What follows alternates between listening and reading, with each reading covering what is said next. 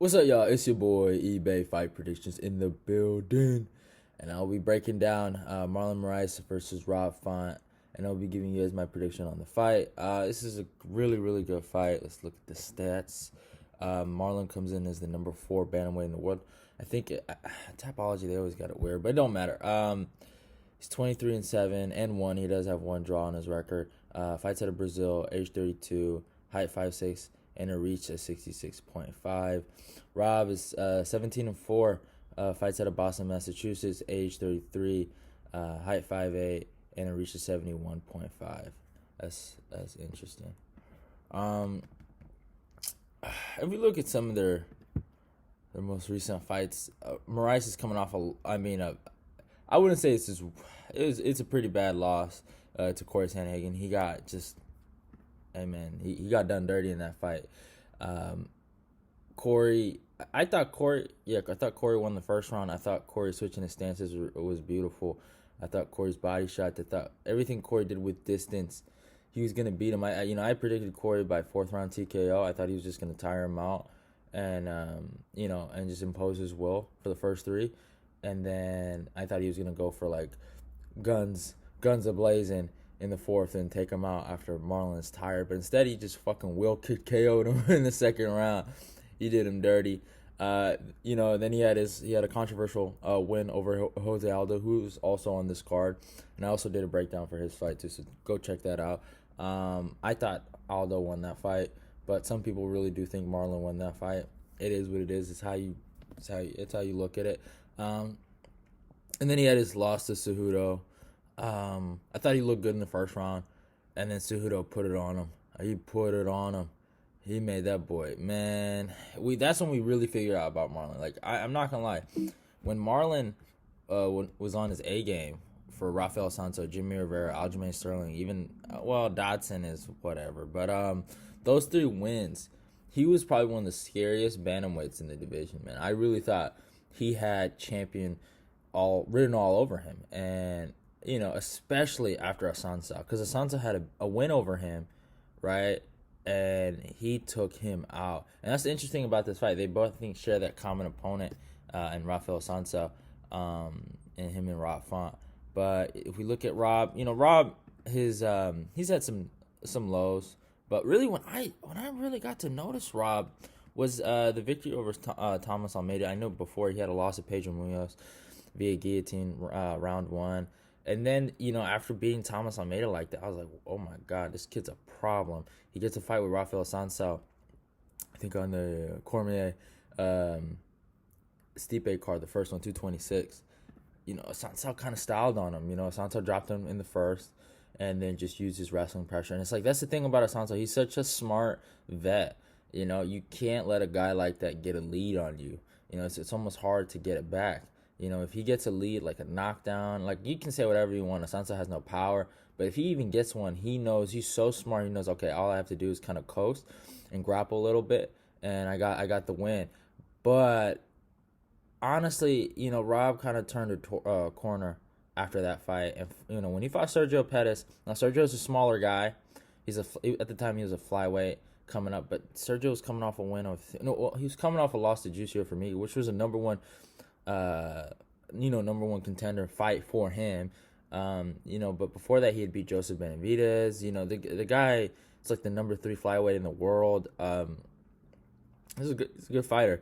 And Rob, I'm not gonna say Rob was put in there to lose, but it's not like Rob was put in there to win. And Rob he put it on Sergio. He didn't give his jab, his boxing looked so crisp in that fight.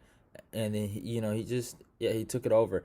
And then his other fight with Ricky Simon, I thought that might be, I wouldn't say his best performance, but just a good performance. Again, that jab was there, and he trains with Calvin Kattar in Boston with that team, and their boxing has always looked slick. I think offensively they have, really good boxing. And his feints were so beautiful. The way he would feint and then jab, like he was like, Ricky Simon had his moments in that fight, but really, Ricky had more moments in the wrestling than anything. But even Rob's takedown defense was looking good, and Rob took him down, which is impressive. So we get to the fight. It's it's a good fight. Marlon, you know, he's in a really tough spot right now because I really do think Rob has, a phenomenal chance to beat him. I think Rob really can beat him. But I just, it's hard to say. It's really, really hard to say. But, if to give credit to Rob, I think, if there was a style I'm looking at that can beat Marlon, he has a very similar style to follow the game plan. The game plan is really a lot of pressure, not get caught in that first round. They stay composed, and then just put it on him in those later rounds. That's what I see in Marlon, and put almost like the Jose Aldo kind of game plan. Now Jose ended up losing, but if he can replicate that, and I know he has the boxing to do it, he's gonna have to do a lot of body work. Jose Aldo's a man; he puts a lot of body work in his fight, so it's a little different for Rob Font. Rob is he's a little more slicker in there. He likes to use his jab to set things up. Aldo would open up with body shots. That's how that's how fast he is, right? But I think that's probably the best way. Rob has to tire him out, kind of wait for his moments and probably get him out maybe in third or second, for him. But Marlon just has to stay switch on. He has to be, I felt like he got frustrated in the Corey Sandhagen fight, right? And that's what kind of led to his downfall, right? And he started trying to cut too much, and that's he got caught. But he was cutting all them angles a little too much. But when he fought Aldo, I will give him one thing. The one improvement I gave him in the Aldo fight from the Cejudo fight was that he was a little measured in that fight. He didn't go for things that were unnecessary.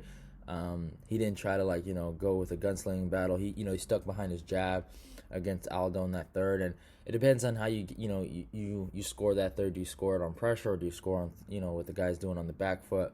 And Marlon fought really good on the back foot, so really Marlon has to react in this fight and just wait for opportunities. He was so good at just timing guys, in that first round against Jimmy Rivera, Aljamain Sterling, even Assunção. He noticed Assunção had that last in judgment. Assunção's kind of I don't want to say he's a slow starter, but he uses that first round to read you and figure you out. But Marlon didn't give him no time to do that. He just threw that overhand and just took his ass out, So I think Rob doesn't necessarily have that problem that Assunção did, but I think Marlon has better, reaction timing, and I think he has more power, and I think Marlon should win this fight. As much as I'm my gut is telling me to pick Rob, Marlon should win this fight. I think second round TKO. I think he gets him out of there. Basically what Marlon has to do is make this a Muay Thai fight. Rob is going to try to make it his fight, make it more boxing related. If he can do that, add leg kicks and then set up that high kick or that roundhouse kick, he can win the fight. Use teeps, use everything he has to use. He's I don't know how many, him and Edson Barboza were as little kids, just Muay Thai prospects. He has to go back to that. He has to go back to leg kicks. He has to reserve his energy and not waste it all. I think Marlon should win this fight. And yeah, I'm kind of hoping he takes it. I like Rob a lot. Rob is a good fighter, man. His Sergio Pettis victory. I know Sergio's in Bellator now, but that aged really well. And then even Ricky Simone, that aged. Ricky just beat Ray Borg.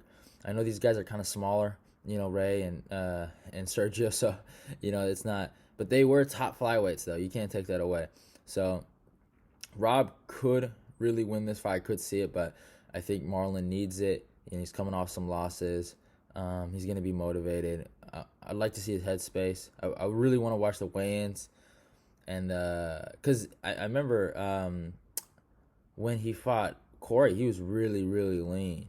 Even if you look at his fight against Jimmy Rivera, he was so swole. He was a monster in there. So it's going to be interesting to see who takes it. But yeah, I'm going to be going. I'm going Marlon, second round TKO. Hope you guys enjoyed the video. Go follow me on my Twitter, my Instagram. It's all gonna be in the in the links or whatever in the description.